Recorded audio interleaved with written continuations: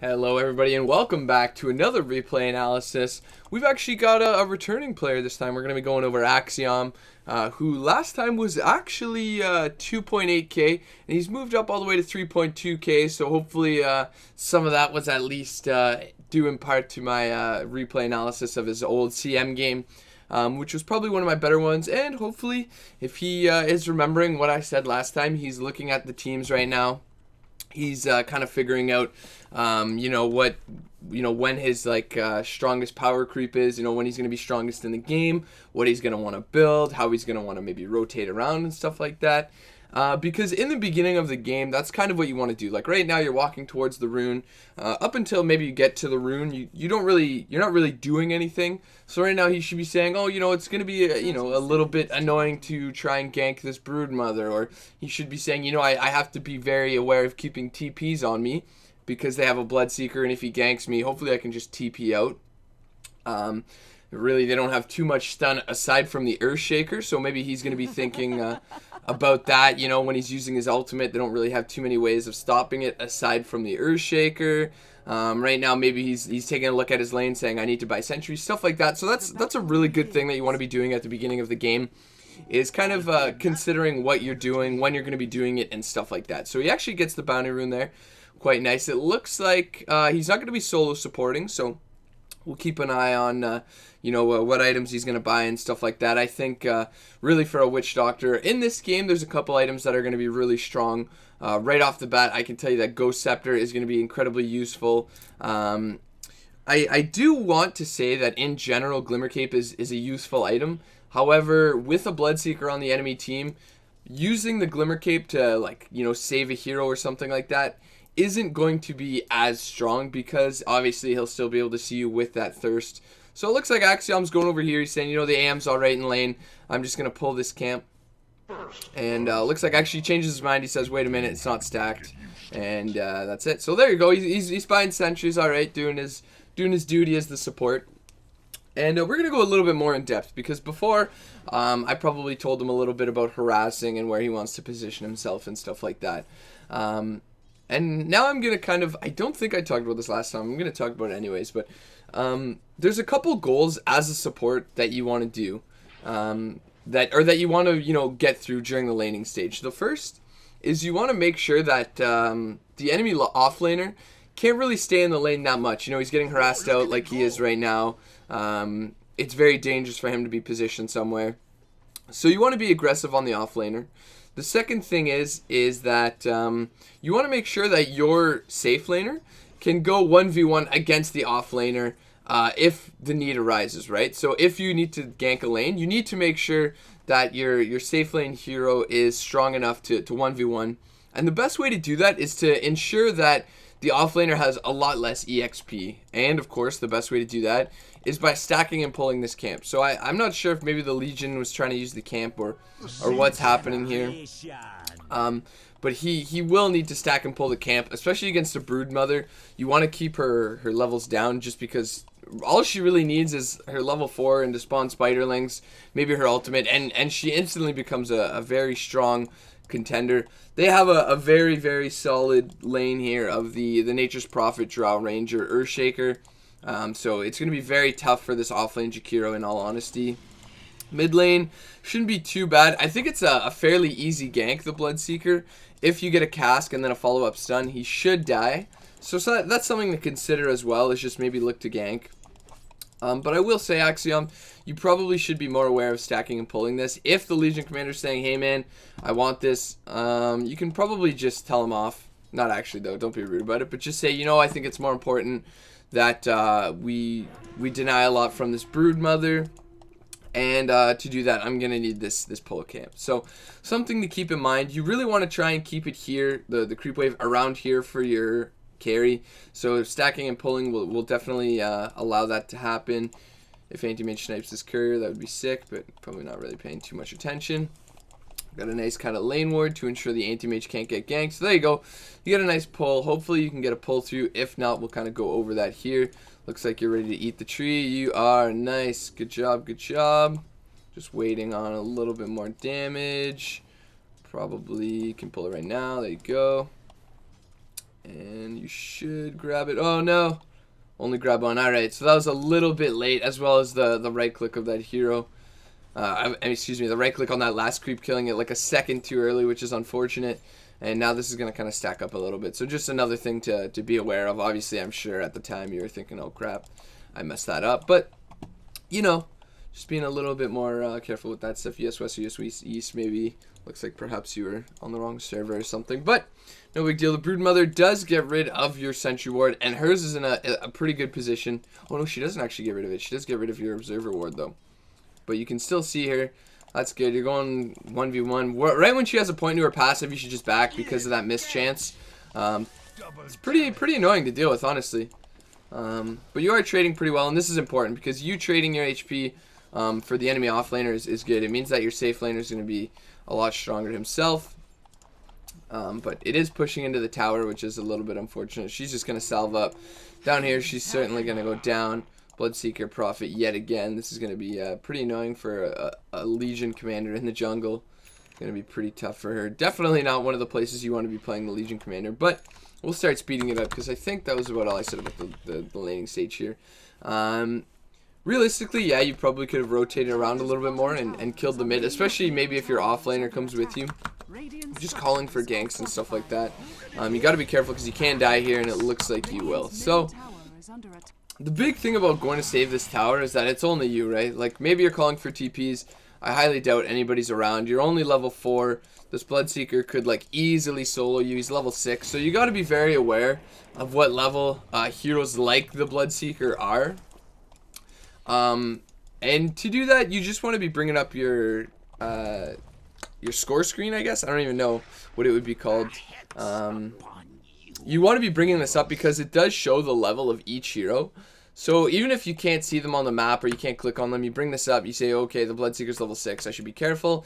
It's also around 5.5 minutes and he's had the mid lane, so he should by all means be level 6 with that gank and everything. So just something to remember about that. You know, you got to be very careful of when these heroes are going to be level 6, and that's going to help you avoiding ganks because once you start breaking 3.5k, it's really important as a support just to not die. Because you have a tough time finding your farm. You know, it's a lot harder to just find ganks on people because they're a lot safer, stuff like that. And this lane's going to be a little bit more difficult now up against the Broodmother. Looks like you're coming close to it. Gonna get that D ward, that's nice. Bloodseeker gonna get a kill here. We'll maybe try to go over this again. Very loud, oh my gosh. Reborn, should probably change my sounds. Alright, so let's see what we've got here. He's got global potential to TP in. So, you know, something to keep an eye on. He's also gaining 33 damage from that Drow Ranger, which is actually pretty disgusting. So, your bot lane, again, what is this Bloodseeker going to want to do? He's going to want to fight. He's going to want to gank, so you have to be aware of that. Right now, you guys aren't very strong. Your Leshrac doesn't really have much at all. Anti-Mage instantly dies after blinking out. Obviously, whenever Bloodseeker throws down the Blood Right, you want to get out of it almost instantly because look at that damage. Absolutely gross. This is going to be an easy couple kills here. Looks like the Anti-Mage down there. So yeah, this should be a couple kills for sure here. Alright, so just being aware of when they're going to fight. They're going to want to fight early on. They've got a Prophet who can TP around thanks to that Drow damage. He's going to be hitting pretty hard. Is he going a Null Talisman build? No, he's actually going a Midas build. So it's going to be a very dangerous game for sure. You guys are going to have a tough time. It's very important right now for you to get your level 6, as that's really like your only team fight ability that you've got is your ultimate here. So you do manage to get a kill on the Bloodseeker there. Yeah, you do. Nice. You get a dominating 1,000 gold. Definitely going to want to spend that. Looks like good. You're going to buy a wand, couple wards, TP. That's nice. No need to just try to spend it all on mana boots. I think a wand is a fantastic item. Everybody should probably be buying a magic wand. Pretty well on every hero. And alright. Still just running around. Gonna get a rune here. Oh, I'm just gonna actually turn this down really quick. This is ridiculously loud. Hopefully that's a little bit better. Alright, so you're gonna throw out your stun, you got your ultimate, you're gonna win the fight. Nice, nice. Bloodseeker's running amok, but you're alright. Okay, so nice. Again, like I said, your ultimate is like a very important tool. Does the Jakiro have mana boots? No, the Jakiro's super far behind. No idea what he's even building. Which means that in this case, I think it's still important for you to get mana boots. Sometimes it's alright and to just go straight to Aghanim Scepter. I actually do that a lot because I think upgraded boots aren't always that important on supports. But your Jakiro's going to need them. Your Leshrac, even though he has some, is going to need some. Your Legion Commander doesn't even have treads or bottles, so she's probably going to need them, although she doesn't have overwhelming odds, so maybe not. But realistically, as you get a little bit better, you might need to pick up the mana boots first. But I think it's alright just going for the straight Aghanim Scepter, especially if you can get the point booster right now. If you can continue to get some kills, it's going to be, obviously very important here. So going to be getting the last hit there. Not bad, not bad. Get a point booster. Doing alright. We'll kind of go over the wards because I think it's very important here to consider where your wards are. So they're in kind of good positions here. This one, not so much. This ward is kind of a ward that you would put up if you're looking to perhaps gank the mid lane, or maybe there's still a little bit of back and forth going on in this mid lane. But it doesn't really show you much, right? Like if you're going to go push this tower, it's not going to show you too much in terms of, if it's here, maybe you can see a couple heroes like elsewhere. You can see a couple of heroes over here, up here, something like that. If it's like right back here, you're going to see, some stuff over here. If it's even like lower down here, you're going to see back here. So this ward's not that bad. It's more of like you need some mid vision, you're ganking. Like if you put this at level 1, this is a really strong ward for a Leshrac because it means he can lightning uphill. Obviously they'll know there's a ward there, but it's really annoying to deward. You don't know if it's here, like back here, up in the middle, something like that. So it's a good ward early on. At this point though, it's not helping you much, right? It's not helping you like a ward here would. It's not helping you like perhaps a ward here would, because they're going to be pressuring your mid tower here. They've already gotten this top tower. So you're going to be looking for some defensive wards for this mid and this bottom tower, right? Because they're going to be pressuring them. You guys really won't be pushing out that much. And the vision is going to be very useful for seeing, an Earthshaker up on this cliff, or an Earthshaker back here with a Blink Dagger, which you don't know if he's got yet or not. So it's very important to see if he's got that. Just keeping vision on kind of the next objectives you think they're going to go for. So this one's not bad because they could grab a Roche at any time right now, I think. They've got a Prophet Drow who could easily just walk in and do it, the two of them. Broodmother could walk in with like one more hero, maybe a Bloodseeker, and do it with the two of them. She's got the Mischance, the Lifesteal if she pops her ultimate. So this one's a good ward. I do like this. I think this one's a little bit unnecessary. So just remember, keeping the wards where you're kind of expecting them to make their movements, stuff like this. Because right now they've got fantastic warding as well, right? Like, if you take a look, they've got this ward here because they're looking to get aggressive bot lane. So the same thing that goes for warding also goes for dewarding. You've got two sentries. Hopefully you'll put one here. Hopefully, like, realistically, they don't have a ward here, but I would look to put a sentry here because that's where I would assume they would ward. And it looks like, wow, this Brood is actually being quite annoying with these sentries as well. Your anti-mage, it's important to sometimes take charge in a game. So they are here now, but realistically, your anti-mage should still be farming mid right now.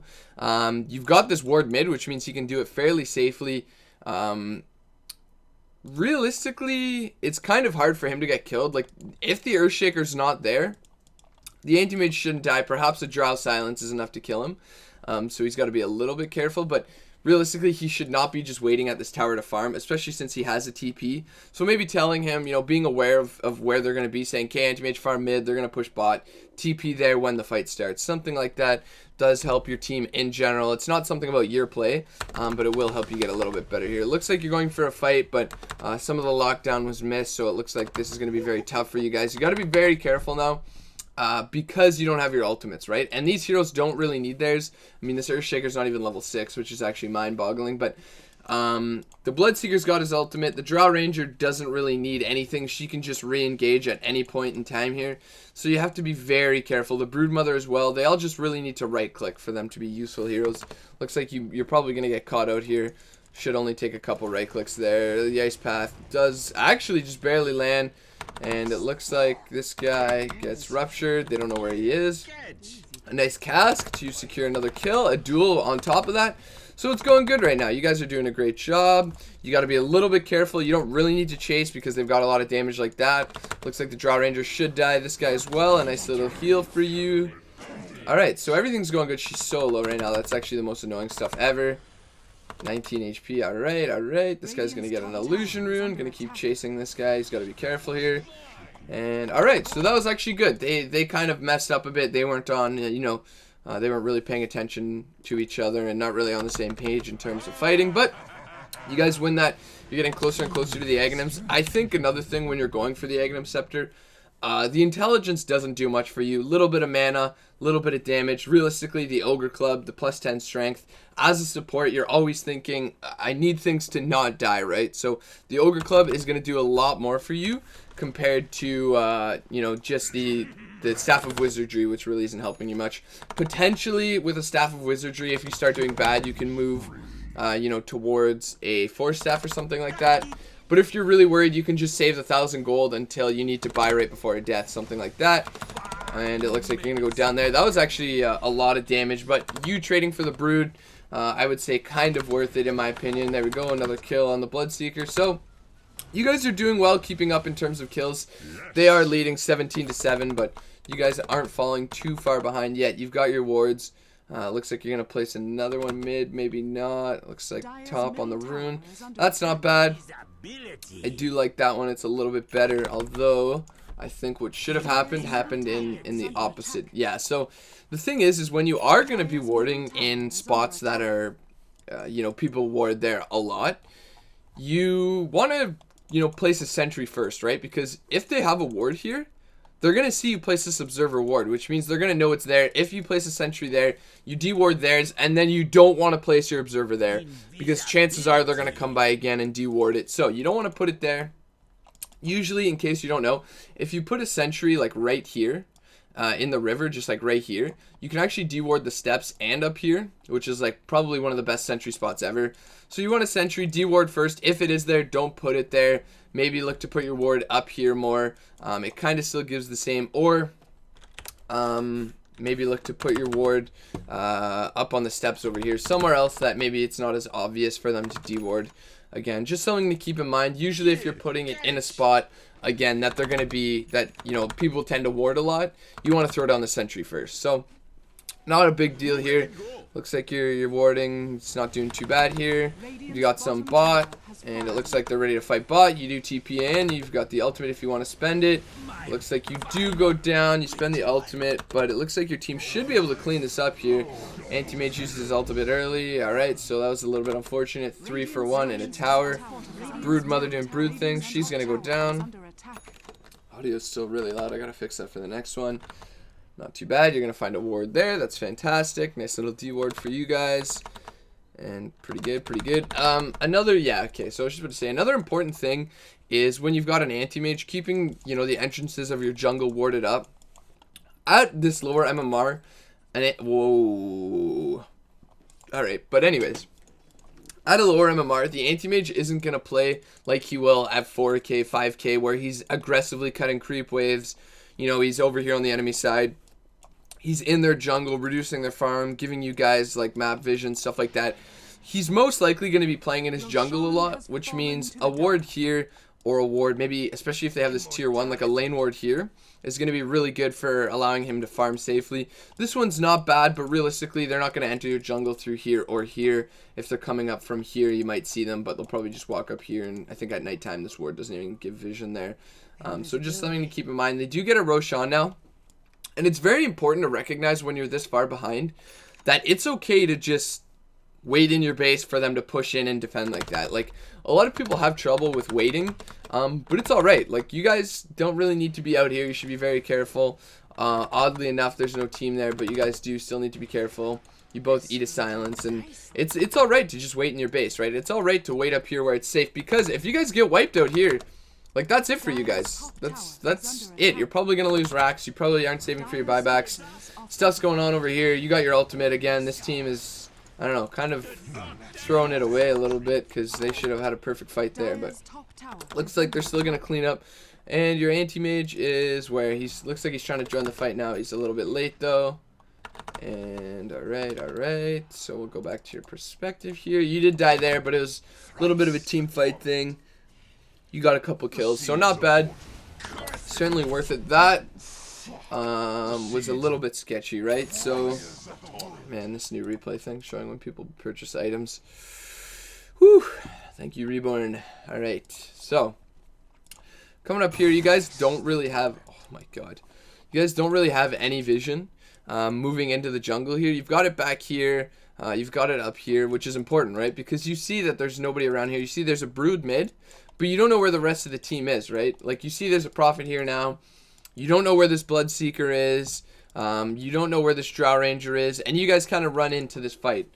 You run in to help save this Jakiro, or you run in to like find somebody here, but you have no vision of this whatsoever. And there's no reason, when you guys are 11 kills behind, that you should be out there aggressively looking for kills, right? Like, you should be staying near your creep waves, staying, you know, on your, I'd say you can't even really go up to the river, on your quarter of the map, like probably around here is like as far as you should be going. Just staying there, ensuring that you're not losing racks, ensuring that, you know, people aren't getting ganked, especially the anti-mage, because he's your ticket out of this game.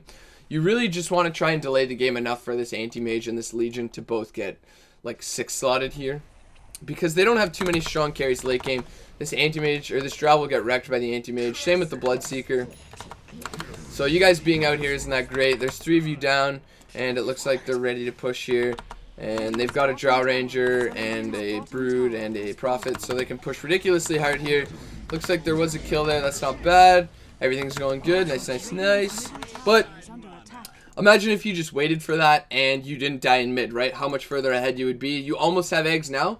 You probably would have had eggs if you didn't die there, just with the passive gold, as well as maybe a few last hits that you can get yourself. So, oops, just something to keep in mind there, that you could have done better. Just telling your team, guys, they're out there, don't go. It's sketchy. Usually not everybody will listen to you around 3.2k, but a few people will, right? Maybe 1 or 2. It at least saves 1 or 2 people. But the biggest thing is that people have a tough time going high ground. I mean, we can see this. They were so far ahead, and they have a tough time going high ground around this MMR. They don't know how to properly do it. Sometimes they don't wait for an Aegis. They're not aware of, you know, what heroes they need to keep stunned up, stuff like that. So, again, they're going for this. They honestly probably shouldn't be. You're going to get silenced here, so your ult was a little bit of a waste. You should have stepped out a bit and just thrown it down, or just waited, because it looks like you're not going to die. And yeah, now you don't have ult for 60 seconds, which is unfortunate, but not the worst thing that's happening, right? Your wand is doing mad work right now. It looks like, you know, they're really trying for this Rax. They get top tower somehow, but they still haven't gotten this Rax, which is important. Ice Path doing mad work right now. Another Rupture. This 60-second cooldown is ridiculous. And you guys kind of get caught out there. I think you're not respecting them enough. And this is pretty much it. You're going to get double Rax here, I believe. Oh, no, they only got 1. Did they get top? I'll wait for those guys to move. It looks like they did get top. Didn't get bottom, though. Alright, so you get a triple kill there. Finish your Aghanim Scepter. You almost got your Glimmer Cape. I think Glimmer's good, but again, I think Ghost Scepter's a little bit better this game. Obviously, you're looking for the whole Glimmer ultimate, which is strong for sure. However, they've got a Bloodseeker, so I mean, if you're low, he's going to see you anyways. If you're still inside of his Blood Right, he's going to see you anyways. This is probably going to be it. Again, you guys got to be a little bit careful with where you're getting caught out. They've got really good heroes at skirmishing. Like, a Bloodseeker has huge initiation range. Broodmother could just be in the webs. You do sentry it up. That's nice. It looks like you're going for the Observer Ward. Good job, good job. Pushing out the lanes. You guys should probably back from here. Be a little bit careful. They've got Roshan. And you guys have a ton of warding bot lane, which is great because you know that's most likely where they're going to push in next. Anti-mage has to be a little bit careful here. Again, yeah, you guys shouldn't be mid. You should just be waiting at your racks. So just being the captain and saying, guys, we shouldn't be here. We should just wait. This is pretty well it. Oh my god, this is absolutely brutal. This, oof. Alright. Hopefully they fix all this replay stuff soon because it's terrible. I'll take that. Alright, so everything's going well. Not really. Game's over. Maybe not, though. You never know what's going to happen in Dota. But it looks like it's certainly going to be hard. All your heroes are dead. Probably going to push in one more time. There we go. There we go. You got a gem as well, which is great. But that's definitely it. Alright, so we can go over this game. It was kind of hard, a little bit of a stomp. Your anti-mage didn't really play all too well. Unfortunately, you also had a Legion in the jungle. But at the beginning of the game, you kind of have to recognize these things and say, okay, we really need to buy these guys some time. And you have to start like talking to your team saying, okay guys, we're going to have to play safely to make sure that this anti-mage and this Legion can get, you know, to the point of the game where they can really be strong here. And yeah, so you didn't do too bad there whatsoever. The Aghanim Scepter was nice. You guys did pretty well. But a couple things to take away. One, you have to kind of be the leader of your team and say, guys, we shouldn't be going out. We shouldn't be actively looking for kills. We've got fantastic defensive abilities like Ice Path, Death Ward that they don't want to push into. And Death Ward has a huge cast range, right? It's got its cast range. And then from there, it's got its own attack range. So you can actually channel it from pretty far away, avoid the Blood Rite, avoid the Fissure, and then they can't really stop it unless, you know, the Drow just kind of runs in and tries to silence you. So it would have been good to keep in mind there to just kind of, you know, stay in your base, defend it out, and do something like that. Early on wasn't too bad. You still have to be a little bit more aware of your laning. You took some damage from creeps there by, you know, attacking the Drow Ranger. I'll kind of back it up because I think Radiant safe lane is like one of the best that you can use. So maybe I'll even go back to the like very beginning or something here. There. Alright, so as the Radiant safe laner, support I guess you could say, really it's tougher against the Brood. Once you get the sentry out like here though, you want to kind of position yourself over here. You want to position yourself over here, and then you hopefully want to be stacking and pulling so that the creep wave's over here. It makes it very difficult for the Brood to walk up here because you can harass her out from the trees. You can walk up, you know, around here. Can't really draw on the map, which sucks, but you can walk up around here, harass her from behind while the creep wave's over here so you don't stack the creep aggro. It's just very important to not allow the creeps to hit you as well as the Brood Mother, right? Because ooh, this is a nice box here. Because that's gonna be a losing fight for you 9 times out of 10 unless you have a ton of regen or something like that. But you know, Witch Doctor has a really good base damage. Like 60 base damage at level 2 is actually disgusting. Like you hit harder than this Brood and harder than this Anti-Mage, and you're a ranged hero, so you're really good at harassing, right? So harassing right here, not too bad. But right now, see, you're pulling this creep aggro, and not only what that does is you know, make you take some unnecessary damage, but it also means that your creeps are attacking theirs for a few moments without theirs attacking yours, if that makes sense, right? So your creep lane's going to push out even more. Obviously this anti-mage wasn't too aware about, you know, denying creeps and stuff like that, so that kind of sucks as well. But you know, sometimes when you're getting better, you have to kind of make up for other people's shortcomings, right? So this anti-mage not being you know, a fantastic carry at 3.2k, you have to be more aware of stacking and pulling. Realistically, you had a Legion who, you know, whatever, you have a Leshrac, so if you stack and pull and you can keep the creep wave back here consistently, and then you can go in the jungle, stack this camp, your Leshrac's probably having the time of his life because Lightning as well as Split Earth are fantastic at clearing camps, and then that means that you'll get an XP, he'll get XP, he'll get farm, all that fun stuff. So something to keep in mind as well, but mainly we are here to kind of tell you to position yourself around here a little bit. This is going to be more important as well when your heroes like Crystal Maiden, like Earthshaker, who benefit from being off the map, right? Like Witch Doctor kind of does, he's fairly good at ganking, but as you go on, if you're going to continue playing support, when you're a support that ganks, if you're sitting here as a CM or something, and the creep wave's down here, and the offlaner can't really do much, you're waiting to harass them, you don't really need to at the time, just you being off the map is very important, right? Like, it's good for pressuring the map globally, right? Like, if nobody sees you on the map, he's not sure if he's going to get ganked in the off lane. He's not sure if he's going to get ganked in the mid lane. He doesn't have an escape, so he might be playing a lot safer. He might position himself, like, right here while the creep wave is over here because he's scared to get a last hit. Stuff like that. So something to keep in mind, this is fantastic positioning as the Radiant off laner. They can ward it out like he did here. But still, it's good to kind of position yourself over here, maybe over here, something like that. Anyways, was a good game overall. Hopefully you learned a few more things this time. Again, being a little bit careful with how you harass in lane, and looking at what items you should have built. You probably could have gotten a Ghost Scepter instead of the Glimmer Cape, but I think the game was kind of over near the end there, where your team was kind of going out when they shouldn't have, stuff like that. So just being a little bit aware of that. Your warding as well, you put a ward here, which didn't really offer you too much. You could have had it, maybe somewhere over here, to prevent, the enemy team from taking a tower so easily. But good game nonetheless. I'm sure you tried your best. So thanks again for submitting one, Axyom. And hopefully everybody else is going to continue watching my replays. It seems a bit iffy right now. I got to fix my sounds, and, Reborn is a little bit annoying. But hopefully it gets better. And thanks again for watching, guys. Have a good one. Hey everyone, thanks for checking out the video. Hope you enjoyed it. Feel free to check out some of my other videos. I have my series From Lane to Lane, where I just cast some everyday pubs that you guys send me. I also do some more professional pubs, like games from Koikva, Miracle, whoever I can get my hands on from Dodo Buff. I have a learning series as well, so feel free to check that out. There's some more info in the description, as well as some videos linked in the annotations at the end here. Thanks a lot.